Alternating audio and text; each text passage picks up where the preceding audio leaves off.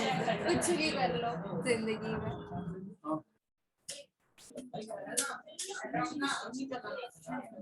अरे वो आवाज नहीं सर अभी तो स्टार्ट भी नहीं हुई है रिकॉर्डिंग, तो लीनियंसी तो बनती है। रिकॉर्डिंग चल रही है इधर। Force acting on an object displaces the object. जब किसी बॉडी या ऑब्जेक्ट पे फोर्स एक्ट करता है और अगर उसमें डिस्प्लेसमेंट हो जाता है तो वर्क हम कहते हैं वर्क हुआ है। वर्क तीन टाइप, स्केलर क्वांटिटी ऐसा यूनिट जूल, और इसके अलावा newton metre. Work is equal to force into displacement. Clear, force into displacement. ये न्यूटन और ये मीटर है, एक तो ऐसा यूनिट बनती है न्यूटन मीटर, और इसके अलावा एक और बनती है जूल। क्या बनती है? Joule. Work is a form of energy, it is a scalar quantity, it means it has only direct magnitude but no direction. कोई दिक्कत? आप ध्यान से देखें, इधर हमने बात की पॉजिटिव, नेगेटिव और जीरो वर्क की। सबसे पहले मैं बात करता हूँ पॉजिटिव वर्क। ध्यान रखें बेटा, जब भी फोर्स और डिस्प्लेसमेंट एक ही डायरेक्शन में हो, अच्छा इन दोनों के बीच का एंगल कितना है?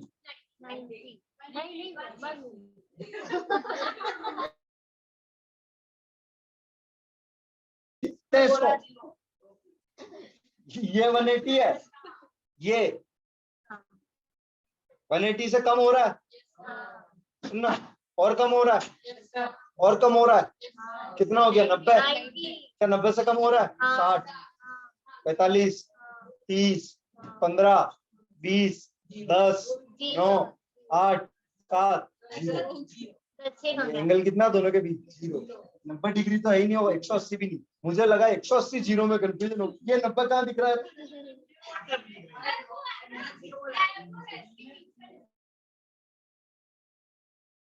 फोर्स भी इधर लग रहा है और डिस्प्लेसमेंट भी इधर हो रहा है, तो फोर्स और डिस्प्लेसमेंट के बीच का एंगल अगर 0 हो तो वर्क डन कैसा हो जाएगा? क्लियर। तो इसको पॉजिटिव वर्क में नोट लगा के मेंशन कर ले।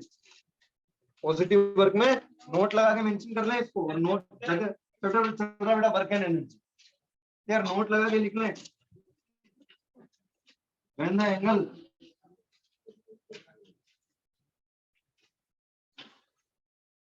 angle between force and displacement is 0 degree. When the angle between force and displacement is 0 degree.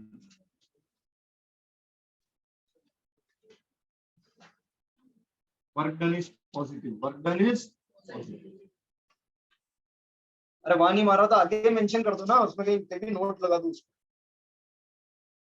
जो पॉजिटिव पूरा लिख रहे हैं उनके स्पेलिंग नहीं आ रही हो तो ऐसे भी लिख सकते हैं, है ना, और जगह हो तो चलेगा। स्पेलिंग मतलब उनको आ रही हो, स्पेलिंग जगह में स्पेलिंग नहीं आ रही हो तो ऐसे लिख सकते हैं पॉजिटिव। कोई दिक्कत? अच्छा, आप नेगेटिव वर्क में देखना। नेगेटिव वर्क तब होगा जब दोनों के बीच का एंगल होगा 180, यानी फोर्स पे बन रही है 180 पे। देखो फोर्स इधर, डिस्प्लेसमेंट उधर, दोनों के बीच का एंगल कितना है? 180 डिग्री। यार सेकंड नोट लिखना है नेगेटिव वर्क में। यार ना नॉर्मल से लिखना है, angle between force and displacement is 180 degree. Work done equal to negative. Work done equal to negative. अच्छा, जीरो में दोनों के बीच का एंगल कितना होगा? 90 डिग्री। यार ना दोनों परपेंडिकुलर आ जाएंगे तो वर्क डन कैसा हो जाएगा? लग रहा है ऐसा हो रहा है क्या? तो तुम सुनो तब ना, तुम्हारा ध्यान तो उसके आने पे था। लग गया ना अभी तक लगा। दोनों के बीच का एंगल 0 है तो वर्क डन कैसा? पॉजिटिव। एक बॉक्स है, इसमें मैंने फोर्स लगाया और इसका डिस्प्लेसमेंट भी इधर हो रहा है, दोनों के बीच का एंगल 0, सेम डायरेक्शन में लग रहा है। अरे ये मैं इसलिए बता रहा हूँ, एमसीक्यू पूछ ले, बाकी डायरेक्शन से भी निकाल सकते हैं पर एंगल से भी ध्यान रखो। दो चीजें सेम डायरेक्शन में तो दोनों के बीच का एंगल 0, दो चीजें अपोजिट डायरेक्शन में तो बीच का एंगल 100 डिग्री, 180 डिग्री, और अगर इस तरह से हो तो 90 परपेंडिकुलर। तो पॉजिटिव वर्क में दोनों के बीच का एंगल क्या होगा? 0। दोनों के बीच का एंगल 0 तो वर्क डन पॉजिटिव। अब नेगेटिव यानी कब? अगर फोर्स इधर लग रहा हो, जैसे फ्रिक्शन क्या इधर लगता है, डिस्प्लेसमेंट इधर होगा, तो फोर्स इधर और डिस्प्लेसमेंट इधर, दोनों के बीच का एंगल 180 डिग्री। तो अगर दोनों के बीच का एंगल 180 डिग्री हो तो वर्क डन कैसा होता है? नेगेटिव। और अगर परपेंडिकुलर हो तो वर्क डन कैसा होगा? 0। परपेंडिकुलर हो तो वर्क डन कैसा होगा? 0। नोट लिख लें, angle between force and displacement is equal to 90 degree, तो वर्क डन कितना? डन के लिए इसके अलावा और भी कोई कंडीशन बन सकती है क्या? कोई ऑब्जेक्ट बहुत काम करके आया लेकिन फिर भी उसका वर्क डन 0 है, जब डिस्प्लेसमेंट 0 होता है। इसके अलावा एक और कंडीशन, अब इसका एग्जांपल मैंने पुली वाला दिया था। पुली जब वेट लिफ्ट करता है तो पर्टिकुलर उस बैग की बात करता हूँ मैं, क्लियर? बैग पे फोर्स किधर लग रहा है? इधर, और वो बैग को लेके किधर जा रहा है? इधर, यानी फोर्स इधर और बैग का डिस्प्लेसमेंट इधर, दोनों के बीच का एंगल परपेंडिकुलर है। वर्क डन कैसा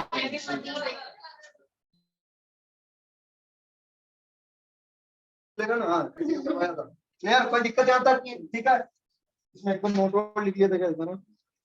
नहीं, आपने नोट नहीं किया।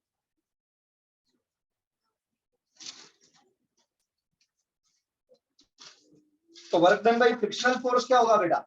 नेगेटिव। अरे work done by frictional force negative, friction हमेशा उल्टी डायरेक्शन में लगता है। ठीक है, कोई दिक्कत? अब देखिए जीरो वर्क में अगर और मैं बात करूं, जैसे कि देखें एक एग्जांपल नोट करते हैं। ठीक है, ए साइक्लिस्ट, ये तो जीरो वर्क है। हाँ, उसका लिख रहा हूं, ride the bicycle in a circular motion, in a circular motion. Clear? अब देखो,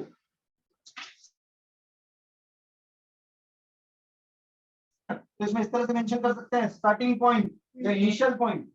अगर मैं उसकी जर्नी का इनिशियल पॉइंट ए बोलता हूँ और अगर फाइनल पॉइंट क्या बोलता हूँ? ए, जहां से चालू हुआ वहीं आके वापस रुक गया। तो यहाँ से देखें वर्क क्या निकलेगा? Work is equal to force into displacement. Force तो जो भी लग रहा है, जब डिस्प्लेसमेंट 0 हो जाए तो वर्क कितना हो जाए? 0। तो दो केसेस में वर्क डन 0 आ रहा बेटा। एक तो जब फोर्स और डिस्प्लेसमेंट के बीच का एंगल 90 डिग्री हो, और एक डिस्प्लेसमेंट ही 0 हो जाए। सब फोर्स ही नहीं लगाएंगे तो स्वाभाविक सी बात है, फोर्स नहीं लगाओगे तो वर्क डन। फोर्स लग रहा है फिर भी वर्क डन 0 केस में हो सकता है कि या तो एफ और एस के बीच का एंगल क्या हो जाए? 90 डिग्री, या ये ऐसी क्या हो जाए? 0। फोर्स एग्जिस्ट कर रहा है फिर भी वर्क डन 0। हाँ, तो वर्क डन 0 है ना, वही तो कह रहा हूं, डिस्प्लेसमेंट 0। एक कोई बड़ा सा पत्थर है, तुम धक्का दे रहे हो, वो जगह से नहीं हिला, तो फिजिक्स के अकॉर्डिंग उसका वर्क डन क्या है? 0। क्योंकि क्या नहीं हो पाया बेटा? डिस्प्लेसमेंट नहीं। वर्क तो तभी गए, तुम्हें किसने कहा, सुनना इसको, अगर ऐसे समझे, तुम्हें किसने कहा जाओ यार वो चीज उठा के लाओ, और तुम वापस आके बोलते हो वो तो मेरे से उठी नहीं, तो तुम्हें तेरे से तो एक ही काम नहीं होता। काम नहीं होता मतलब वर्क डन 0। क्यों? क्योंकि वो चीज उठी नहीं। तो ये लाइनें फिजिक्स से ही बनी है बेटा, कुछ ही काम का नहीं है, यानी तेरा वर्क डन 0 है। जब तक परिणाम नहीं आते वर्क क्या माना जाता है? 0। हाँ, इंटरनली इसे एक्सपीरियंस माना जाता है, ऊपरी सतह पर, क्लियर ना? अगर ऊपरी निगाहों में इसे वर्क डन 0 माना जाता है जब तक परिणाम नहीं आते। और डिस्प्लेस या परिणाम आ रहे हैं फिर भी क्या हो रहा है? 0। जीवन कभी कभी ऐसी परिस्थितियां भी क्रिएट कर देता है कि फोर्स भी लगा और डिस्प्लेसमेंट भी हुआ लेकिन फिर भी रिजल्ट नहीं आता। वर्क डन क्या होता है? परपेंडिकुलर, सीधे ना रहे जीवन में। सीधे रहोगे हमेशा तो निपटा दिए जाओगे भैया। अरे कोई दिक्कत यहाँ तक? ठीक है, चलिए जी आगे बढ़ते। क्लियर? समझ में आया वर्क डन अभी तक? अब हम बात करते हैं एनर्जी की। किसकी? एनर्जी की। चलिए देख लेते हैं अगर इस वर्क पे कोई लिमिट को फोर्स बन सकता है। फोर्स ऑफ 10 न्यूटन, जैसे जैसे चैप्टर आगे बढ़ेगा जहर बढ़ेगा सवालों में। Force of 10 Newton is acting on an object. A force of 10 Newton is acting on an object. The object is displaced.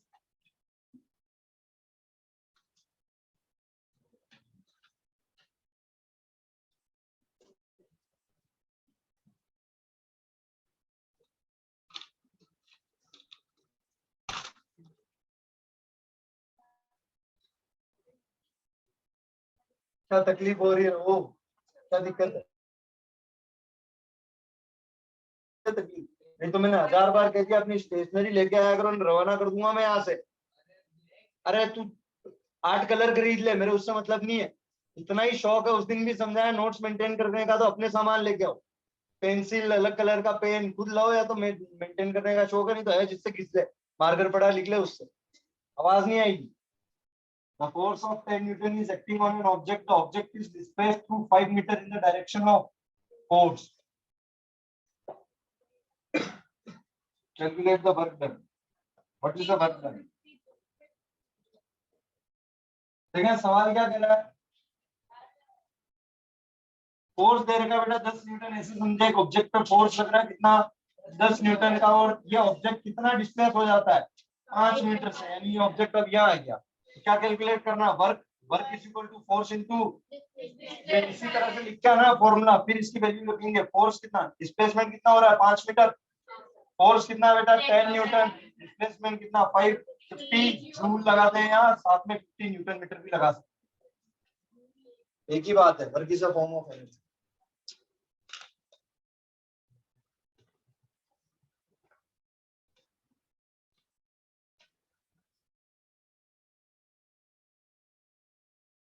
अगला सवाल लिखे हैं,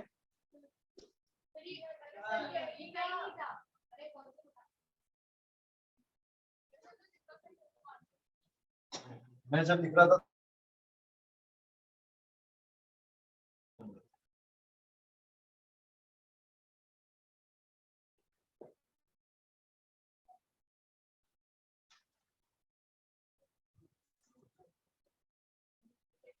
to height of 20 meter, the lifting force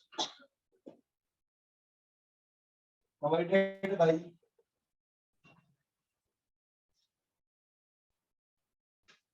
strain is 5 kilonewton. How much work done by the force?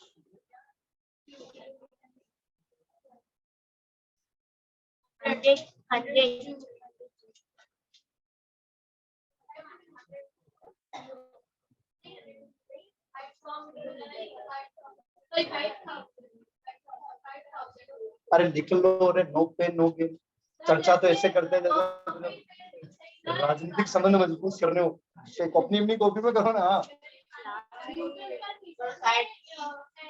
Newton पर metre कहाँ है, Newton metre, हाँ तो N तो कैपिटल ही रहता है हमेशा, न्यूटन साइन ही है ना, कैपिटल साइन।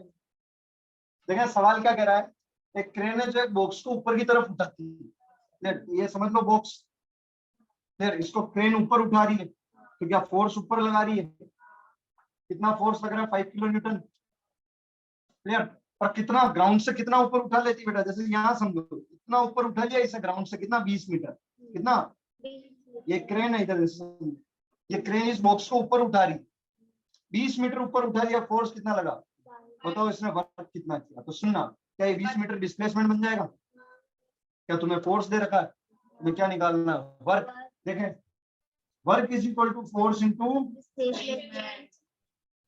फोर्स 5 किलो ही रख दो या 5000 रख दो, अरे क्या रख दो 5000 रख दो इंटू 20, और अगर और छोटा करना हो तो सीधा क्या लिख दो 5 के, कितना बना है 5 दूनी 10, 100 के बना, समझ में आया, या फिर एक और देखें, अगर नहीं मैं पूरा सॉल्व करूंगा, करो 5000 इंटू 20, 5 दूनी 10, 1 2 3 4 जूल, इस 3 की जगह क्या लिख दो के,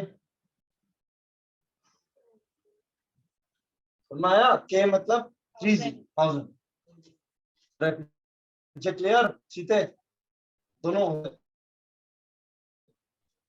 बातें ना करें, ये इरिटेशन, हाँ अब इधर मतलब समझे बेटा, अभी तक हमने देखा, हमने क्या देखा, वर्क यानी कार्य, अब कार्य को करने की क्षमता, यानी the ability to do work is called as, समझना, काम को करने की ताकत, एफिशिएंसी, कितना काम कोई आदमी कर सकता है, वो क्या बनती है, एनर्जी, वर्क एनर्जी की फॉर्म है, जब कोई आदमी वर्क करता है तो उसकी एनर्जी खत्म होती है, और वो जिस पर वर्क करता है वो एनर्जी निकल के उसमें जाती है, क्लियर, जैसे कोई आदमी जैसे ड्रम बजा रहा है, क्लियर ना, ऑर्केस्ट्रा में ड्रम बजा तो वर्क कर रहा है, वो वर्क कर रहा है ड्रम बजाने में, यानी उसकी एनर्जी वो साउंड की फॉर्म में उसकी एनर्जी बनी, देखना वर्क वर्क कर रहा है, वो वहां ट्रांसफर कर रहा है ड्रम को, और ड्रम की एनर्जी कन्वर्ट हो रही है साउंड एनर्जी में, या आगे से आगे एनर्जी क्या हो रही है, चेंज हो रही है, आगे से आगे एनर्जी क्या हो रही है, चेंज हो रही है, यानी काम करने की जो ताकत होती है, ability to do work is called as energy, और जो आदमी वर्क करता है उसकी एनर्जी कंज्यूम होती है, और जिस पर वर्क करता है वो एनर्जी उसमें चली जाती है, तो इसकी डेफिनेशन यही है, एबिलिटी टू डू वर्क,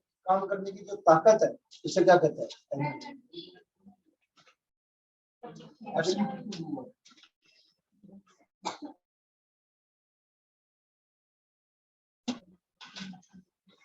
कोई दिक्कत? जिस भी ऑब्जेक्ट के पास एबिलिटी होगी काम करने की, तो क्या मैं कहूंगा हाँ उसमें एनर्जी यार, मैं तुमको यार भी थोड़ी देर और काम करते हैं, तुम्हारे में एनर्जी, और अगर एनर्जी खत्म होगी नहीं अब काम नहीं होता है। यानी किसी के भी पास अगर कैपेसिटी या एबिलिटी है और तो उस ऑब्जेक्ट के पास क्या है, एनर्जी है, और वो वर्क करेगा तो एनर्जी खत्म होगी, फिर वापस एनर्जी को रिकवर करो, वापस वर्क करो, वापस एनर्जी खत्म होगी। तो समझ में आया, ability to do work is called as energy, an object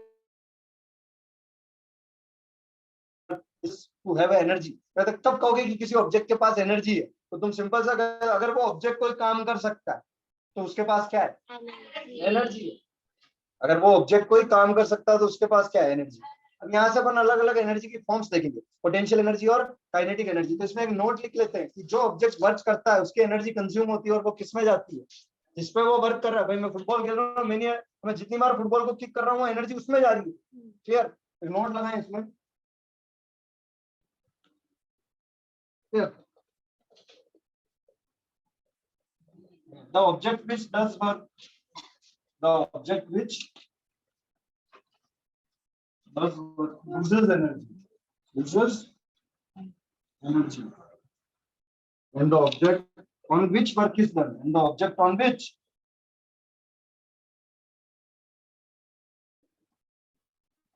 gains energy. सही है? जो ऑब्जेक्ट वर्क करता है वो अपनी एनर्जी को लूज करता है, जिस पे वर्क होता है वो एनर्जी को गेन करता है।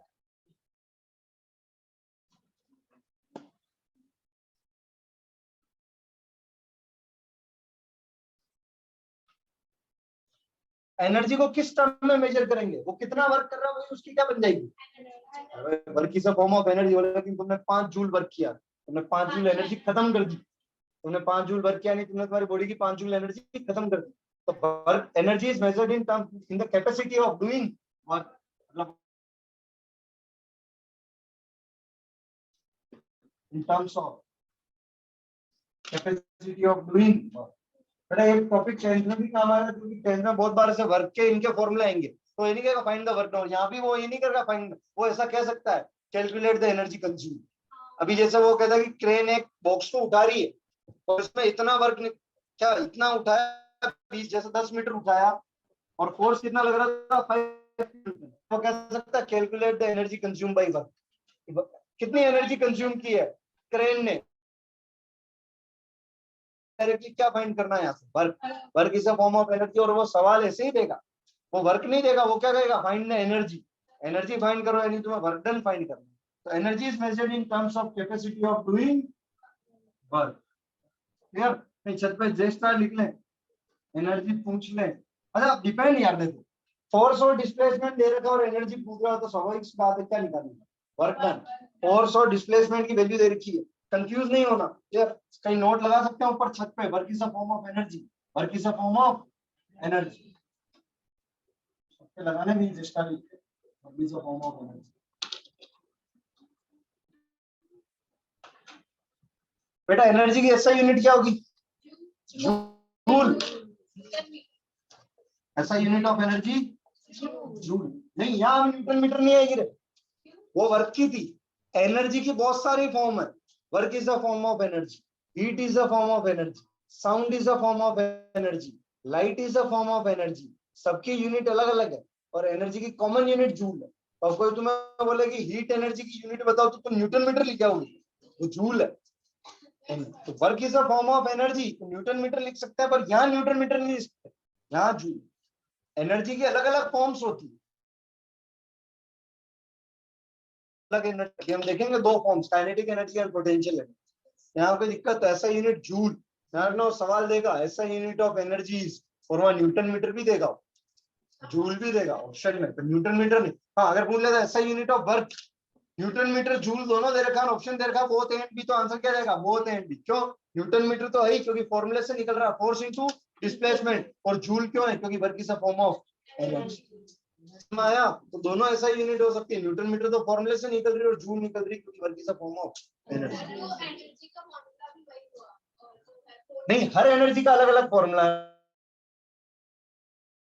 है, उसके work is a form of energy तो उसका अलग फॉर्मूला। हम काइनेटिक एनर्जी देखेंगे उसका अलग फॉर्मूला, पोटेंशियल एनर्जी देखेंगे उसका अलग फॉर्मूला, हम हीट एनर्जी 10th में देखेंगे उसका अलग फॉर्मूला। एनर्जी जितने टाइप्स की उतने उनके फॉर्मूले हैं। क्लियर? तो सबकी यूनिट अलग अलग बनती है और कॉमनली लिखना चाहूँ तो जूल। तो जूल तो सब में लिख सकता हूँ, पर सबकी यूनिट एनर्जी में नहीं डाल सकता।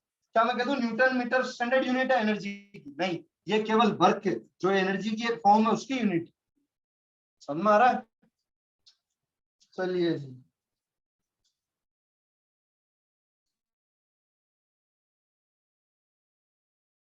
जी, ना देखो बेटा, एनर्जी बहुत ज्यादा होती है तो हम उसको किलो जूल में भी मेजर कर सकते हैं। किसमें? Kilo joule. लिख लो यार, larger unit of energy. Larger unit of energy ऐसा ही नहीं है, लार्जर है। क्या लिखेंगे बेटा? Kilo joule. क्या लिखेंगे? यानी केजी, केजे। अच्छा, 1 किलो जूल किसके बराबर होगा? क्या 1000 जूल के बराबर होगा क्या? 1 किलो। तो अगर तुम्हारा बहुत बड़ा आंसर आ रहा हो तो तुम उसको किसमें कन्वर्ट कर सकते हो? किलो में। मैं कन्वर्जन भी सिखाऊंगा, क्लियर है? कि 550 को किलो में कैसे कन्वर्ट करते हैं देखेंगे अपन। कि 550 जूल है, और किलो को जूल में तो सब कन्वर्ट कर देते गुणा करके। अगर जूल को किलो में कन्वर्ट करना तो क्या कर दो? डिवाइड कर दो, उल्टा करना है। जैसे किलोग्राम को ग्राम में करते तो 1000 से गुणा करते हैं, ग्राम को किलोग्राम में करना हो तो 1000 से डिवाइड करते हैं। यार, छोटी यूनिट बड़ी में जाती तो डिवाइड होती, बड़ी यूनिट छोटी में जाती तो मल्टीप्लाई होती। एक ध्यान रखो, दूसरा उसका उल्टा करो। ये बना किलो जूल, 1000 जूल। तो ये लार्जर यूनिट है किसकी? एनर्जी।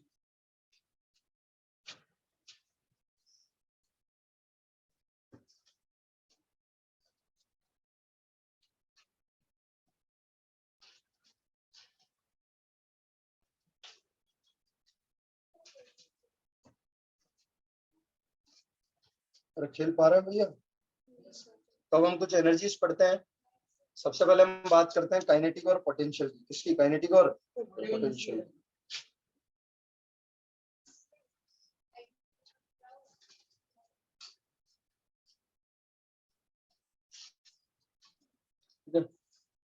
हेडिंग लगाए पोटेंशियल एनर्जी। क्या हो गया?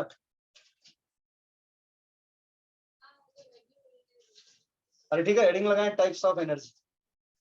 इसमें हम 2 मेन पढ़ेंगे, kinetic, potential and mechanical. Heading लगाओ टाइप्स ऑफ एनर्जी।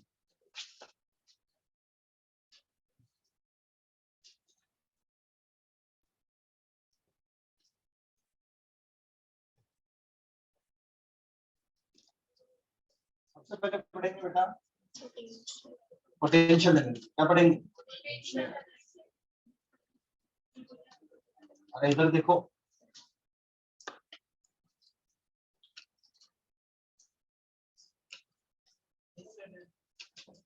देखिए इसका मतलब है पोटेंशियल एनर्जी का कि बॉडी के पास एनर्जी है अपनी पोजीशन की वजह से। किसकी वजह से? अपने पद का अहंकार है इससे। कौन सी एनर्जी को? यानी the energy possessed by body by virtue of its position, by virtue of its position। पहले समझेंगे। जैसे बड़ी यहाँ है, इसमें मैं फोर्स लगाता हूँ और इसको मैं यहाँ लेके आ जाता हूँ। क्लियर? तो मेरी बात सुनना, क्या ये इसका डिस्प्लेसमेंट हो गया? क्लियर? मैंने इस पर फोर्स लगाया और डिस्प्लेसमेंट हो रहा है, तो क्या मैंने वर्क डन किया? ये अभी यहाँ है, मैंने इस पर वर्क डन करके इसको यहाँ रख दिया, तो क्या मेरा वर्क डन इसमें चला गया? अभी लिखवाया, जो वर्क डन करता है वो उसकी एनर्जी, और वो तो मेरे अंदर की मैंने जो वर्क डन किया छोटा सा, क्या वो एनर्जी थी? वो एनर्जी किसमें चली गई? इसमें। कि मैं इसको जैसे यहाँ से उठा के कहीं और रख देता हूँ, ना यहाँ से उठा के यहाँ रख दिया मैंने। क्लियर? यहाँ से उठा के यहाँ रख दिया, छोड़ दिया मैंने इसको। अब नहीं पकड़ रहा, अभी नहीं छोड़ सकता मैं आगे रखे, छोड़ दिया मैंने। तो ये तो इसका क्या हो गया? डिस्प्लेसमेंट। यानी यहाँ से यहाँ तक ये तो हो गया इसका डिस्प्लेसमेंट। यानी मैं कह दूं हाइट एच, मेरे बॉडी का मास है एम, क्या मास है इसका? एम। अब ध्यान से देखना, ये डिस्प्लेसमेंट क्या, मैंने इस पर फोर्स लगाया, फोर्स लगाया और इसका डिस्प्लेसमेंट हो गया। मैंने कहा एफ फोर्स लगाया और इसका डिस्प्लेसमेंट हो गया। क्या नहीं है? वर्क डन हुआ यहाँ। तो सबसे पहले यहाँ से क्या कैलकुलेट करेंगे? वर्क का फॉर्मूला फोर्स इंटू, क्या ये पॉजिटिव वर्क था क्या? हाँ, मैं जिधर फोर्स लगा रहा था मेरा ऑब्जेक्ट उधर ही जा रहा था। मैंने ऊपर फोर्स लगाया, मेरा बॉडी ऊपर ही गया। फोर्स कितना? F, displacement H. कोई दिक्कत? क्या न्यूटन के सेकंड लॉ से F equal to M A होता है क्या? कोई दिक्कत? या ए क्या जी के बराबर होगा? अरे ग्रेविटेशन आ गया, वर्टिकल मोशन। यहाँ ए किसके बराबर होगा? जी के। अच्छा, जी ऊपर जाता तो पॉजिटिव लेते थे, नीचे आता तो पॉजिटिव लेते थे?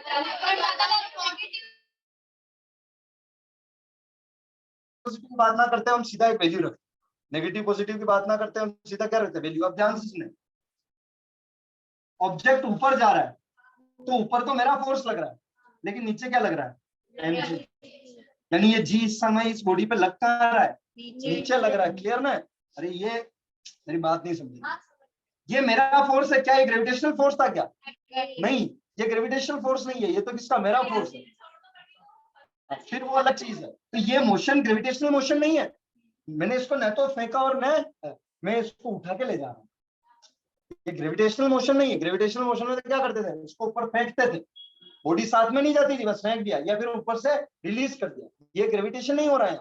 यहाँ मैंने इसको यहाँ से उठाया और यहाँ रखा, तो देखें ये जो मोबाइल है इसके ऊपर ऊपर तो फोर्स लग रहा है F और नीचे क्या लग रहा है mg, नीचे क्या लग रहा है mg। अब ध्यान से देखेंगे, फोर्स की वैल्यू F और हाइट h होगी, F इक्वल टू क्या होता है ma, F इक्वल टू क्या होता है ma। अगर मैं कहता हूँ कि ये mg और यहाँ से, तो मैं यहाँ से MAH इस एक ही जगह क्या लिखी mg है, क्या ये फोर्स बन गया, ये क्या बन गया। अरे मुझे इस ऑब्जेक्ट को ऊपर ले जाने के लिए एटलीस्ट क्या इतना फोर्स तो लगाना पड़ेगा, तब ये ऊपर उठेगा, मुझे एटलीस्ट इतना फोर्स तो लगाना पड़ेगा, यानी मेरे एक की वैल्यू किसके बराबर चल रही है, जी के बराबर। किसके बराबर चल रही है, जी के बराबर। अब सुनो, क्या ये वर्क डन था, मैंने इतना वर्क डन किया, कितना mgh के बराबर। मैं लिखूंगा पहले समझे, क्या वर्क एनर्जी की फॉर्म है, तो क्या ये एनर्जी बॉडी में जाके सेव होगी, यानी बॉडी के पास अभी कितनी एनर्जी है, ये एनर्जी इसके पास क्यों आई, क्योंकि इसकी क्या चेंज हो चुकी है, कितने से चेंज होगी, यानी एक ऐसी एनर्जी जो किसी ऑब्जेक्ट में तब होती है, जब कब होती है, उसके पोजीशन की वजह से, जब उसकी पोजीशन में, पोजीशन मतलब बेटा हाइट्स की बात होगी, ये body by virtue of its position, कि पहले ये बॉडी यहाँ था, अब पहुंच चुका है यहाँ, इसमें पोजीशन में चेंज आया एच का। क्या मैंने इसको यहाँ से यहाँ लाने में वर्क किया, कितना वर्क किया mgh, तो क्या मैंने जो वर्क किया वो एनर्जी निकली मेरे बॉडी से, और वो क्या इस बॉडी में जाके स्टोर हो जाएगी। अभी नोट लिखवाया कि जो ऑब्जेक्ट वर्क करता है वो तो एनर्जी लूज करता है, और जिस पे वर्क करता है वो एनर्जी गेन करता है। मैंने एनर्जी लूज की, वो एनर्जी किसने गेन कर ली, बॉडी ने गेन कर ली, तो क्या इसके पास अब एनर्जी है, इसके पास एनर्जी क्यों है, पोजीशन की वजह से, पोजीशन चेंज करानी, पर ग्रेविटेशनल मोशन नहीं, नहीं इधर काइनेटिक एनर्जी। अरे यहाँ से यहाँ जाओगे तो पोजीशन में हाइट का क्या चेंज आया, हाइट तो दोनों जगह सेम रहेगी ना, तुमने यहाँ से उठा के यहाँ रख दिया, हाइट तो क्यों ही रहेगी ग्राउंड लेवल से, यहाँ किसका कम है, हाइट की वजह से, पोजीशन यहाँ हाइट की बात हुई, समझ में आया क्लियर। तो इसे क्या कहते हैं, पोटेंशियल एनर्जी, लिखेंगे इसमें आप सही तरीके से, समझ में आया। तो पोटेंशियल एनर्जी का फॉर्मूला क्या बनेगा, इसको डिनोट करेंगे हम, potential energy equal to mgh, where m is the mass of body, g is the gravitational acceleration and h is the height from ground level, height from ground level या surface। कोई दिक्कत, चलिए अब लिखते हैं इसमें पोटेंशियल एनर्जी। सबसे पहले डेफिनेशन लिखेंगे इसमें, the energy possessed by body, the energy possessed by body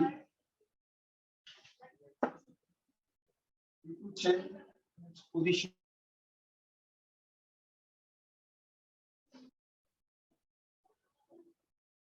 is called as potential energy, is called as potential। बेटा पोटेंशियल एनर्जी की ऐसा यूनिट, अरे जूल, एक बार का तो जूल है ना, mgh निकाल लो, वही फोर्स इन वर्क डन है, एक बार की तो जूल बनेगी। यहाँ वर्क की बात नहीं हो रही, वो वर्क डन अब किस में कन्वर्ट हो चुका है, एनर्जी में कन्वर्ट हो चुका है, तो इसकी एनर्जी क्या है, जूल, सभी एनर्जी। हाँ इसमें अर्थ का ही आएगा, उनका आ जाए तो 1.6 ले लीजिए, अरे कोई दिक्कत,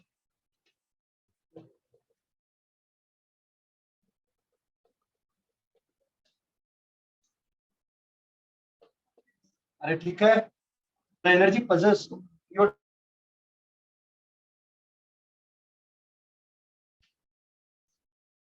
इसके एक और डेफिनेशन लिख सकते हैं क्या, the energy possess by body by virtue of its position, यानी वर्च्यू ऑफ इट्स पोजीशन यानी उसके पोजीशन की वजह से, इतना तो लिख सकते हो, उसमें कोई दिक्कत नहीं है। सिंपल सा क्या कि energy possess by body by virtue of its. अच्छा यहाँ एक और चीज लिखना, पोजीशन एंड शेप, शेप वाला अच्छा याद है। अभी देखो स्प्रिंग को लेके काम करते हैं, क्लियर ना? Energy possessed by body by virtue of which position or shape, which position or shape, इसलिए क्या करेंगे by virtue। शेप में भी अगर किसी बॉडी का चेंज आता है, देखें एक वो बॉल आती है स्ट्रेस बॉल, स्माइली, जब मैं उस पर वर्क कर रहा हूँ, उसको प्रेस कर रहा हूँ, क्या मैं फोर्स लगा रहा हूँ? फोर्स लगा रहा हूँ, ऑब्वियसली उसमें शेप में चेंज आ रहा है, यानी डिस्प्लेसमेंट हो रहा है, उसकी साइज का शेप में चेंज आ रहा है, क्या मैं वर्क डन कर रहा हूँ? क्लियर? वर्क डन कर रहा हूँ तो मेरा वर्क यानी मेरे बॉडी से एनर्जी निकल रही है और वो किसके अंदर जा रही है? जब तक वो प्रेस्ड रहेगी उसमें कौन सी एनर्जी है? Potential energy. कौन सी एनर्जी है? जैसे मैं अभी हम काइनेटिक एनर्जी पढ़ेंगे, फिर कंपैरिजन देखेंगे, जैसे मैं उसे रिलीज करता हूँ पोटेंशियल एनर्जी वापस बाहर आ जाती है और कहाँ चली जाती है? तो अगर मैं एक स्प्रिंग को कंप्रेस करता हूँ, क्या हटा स्प्रिंग को मैं कंप्रेस कर रहा हूँ, क्या उसकी शेप चेंज हो रही है? चेंज कर रहा हूँ, शेप चेंज कर रहा हूँ, मेरा वर्क डन हो रहा है। वर्क डन हो रहा है तो अच्छा, एक लकड़ी तोड़ दी तुमने, उसका शेप चेंज कर दिया, तो उसमें कौन सी एनर्जी? तुम्हारे बॉडी से एनर्जी निकली है, तुमने वर्क किया है, वो एनर्जी किसके अंदर गई? लकड़ी के अंदर। अब वो लकड़ी के अंदर वो एनर्जी किस फॉर्म में प्रेजेंट है? Potential energy. किस फॉर्म में? Potential energy. कोई दिक्कत? ठीक है, अब देखो यहाँ से हम डेरिवेशन करते हैं किसका? वही mgh निकालना हमें, पोटेंशियल एनर्जी। हेडिंग में है potential energy of an object at height h, और मतलब और अथवा ये भी लिख सकते हैं definition, the energy possessed by body by virtue of its position और shape, ऐसी एनर्जी को क्या कहते हैं? Potential energy. देखना बेटा, अगला टॉपिक लिखे इसमें, potential energy of an object at height h। अभी हमने जो फॉर्मूला निकाला mgh, उसको डिराइव करना। Potential energy of object at height h। अरे अरेंज करके चल रहा है ना सब, होता है।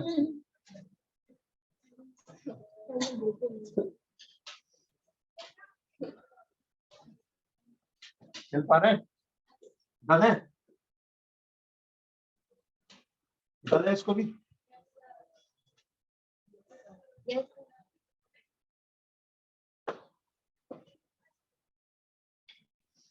क्या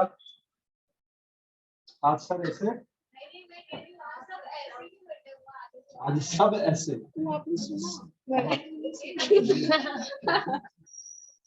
हुआ एक बॉक्स, और इस बॉक्स को हम कहाँ लेके जाएंगे? ऊपर। तो सबसे पहले इस बॉक्स में नीचे कौन सा फोर्स लग रहा है? mg। इसके बराबर फोर्स है, और क्या एटलीस्ट मुझे इसके बराबर फोर्स तो लगाना ही पड़ेगा ऊपर। क्या इसको ऊपर ले जाने के लिए mg के बराबर बनना हिलेगा ही नहीं है। F एक्चुअली बराबर किसके लगेगा? mg के। कोई दिक्कत? अब मैं इसे लेके आ जाता हूँ बेटा इस साइड पे, जब सेम बॉक्स को इसी साइड पे ले आओ, ये इसका क्या बन गया? डिस्प्लेसमेंट। कितना ले लो? h। कितना ले लो बेटा? ग्राउंड से डिस्प्लेसमेंट इसका बनाओ बेटा। ये पोजीशन को ले लो A और इस पोजीशन को ले लो B।